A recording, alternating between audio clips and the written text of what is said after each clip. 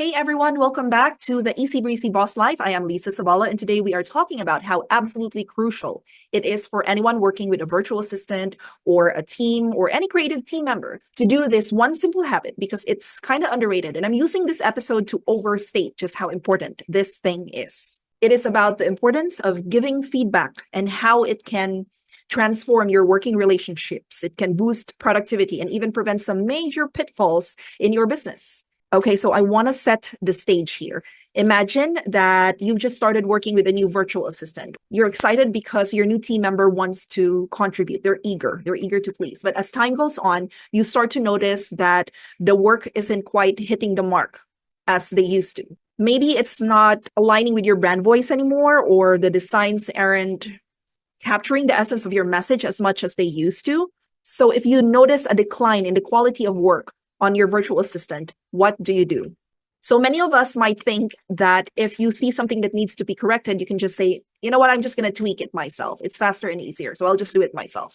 And while that might be true in the short term, what you're doing is missing a golden opportunity to actually train and improve your team.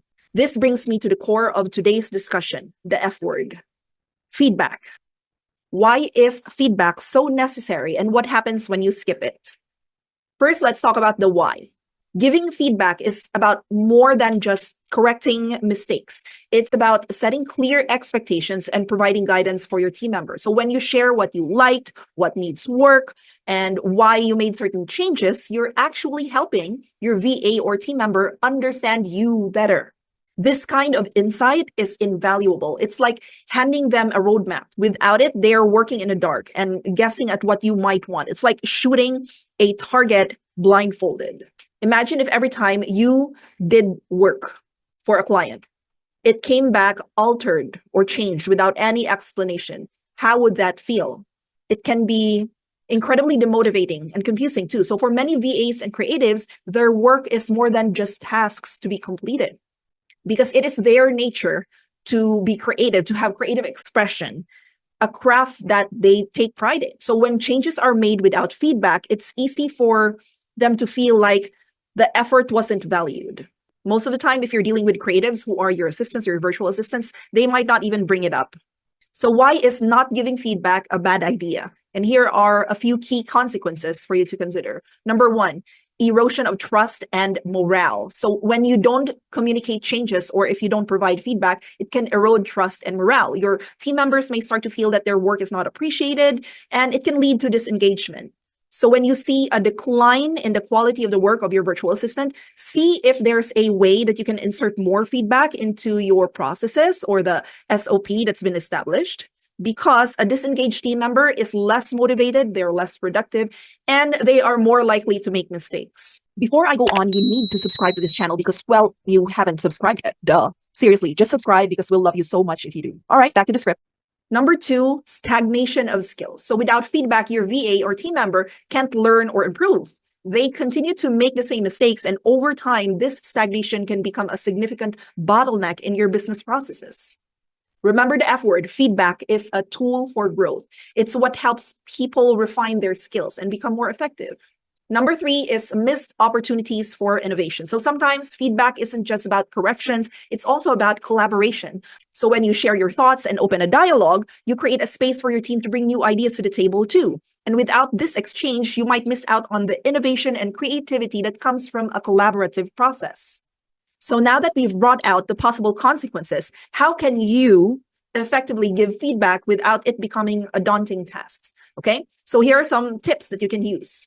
First is my favorite. I use videos or screen recordings, and the app that I use is Loom.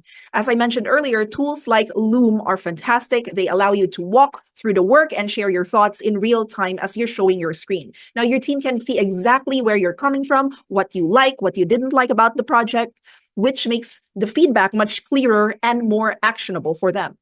Number two is be specific and constructive. So maybe as you're doing your Loom video or when you're sending an email to give your feedback, you need to avoid vague statements like, this isn't what I wanted.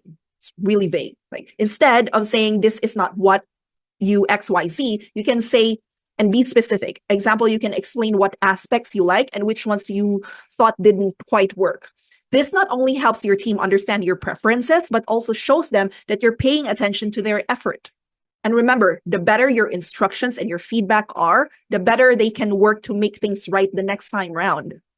The third one is to encourage two-way communication. Now, make feedback a two-way street. You can encourage your VA or your team members to ask questions too and provide their insights. This dialogue can lead to better understanding and also stronger collaboration. Remember that they are experts in their fields too. That's why you hired them, right? And their perspectives can offer valuable insights you might not have considered. So on the flip side, let's also consider the bigger picture. Ignoring the need for feedback can have serious long-term consequences. For one, it can lead to high turnover rates. Like when your team members who feel undervalued or underappreciated are more likely to leave, and well, frequent turnover can disrupt your business operations. And it can also increase training costs because every time you bring a new team member in, you have to train them again. So in wrapping up, I want to emphasize that giving feedback is a skill that pays off exponentially. It's an investment in your team, your business, and even in yourself because it cultivates a culture of continuous improvement, fostering loyalty among your team members, and it enhances the overall productivity, not just your team, but also for you. And when your team feels seen, heard, and valued, they are more likely to go above and beyond to help your business succeed. So the next time you're tempted to correct your virtual assistant's work, just a quick edit and then move on and not tell them about it, take a moment to share your thoughts. Just create that Loom video, send the email, or do a quick call with your virtual assistant even. It might take a little extra time, but the returns in team morale and skill development and business growth are well worth it. And if you're looking to supercharge your virtual assistant team and delegate like a boss, now is the perfect time to think about how feedback can play a key role in your business. So with Black Friday and the holiday seasons right around the corner, consider how hiring a virtual assistant could help you speed up your promotions and product launches. And of course, if you want to supercharge your virtual assistant team and you want to delegate like a boss, you watch this next video. See you there.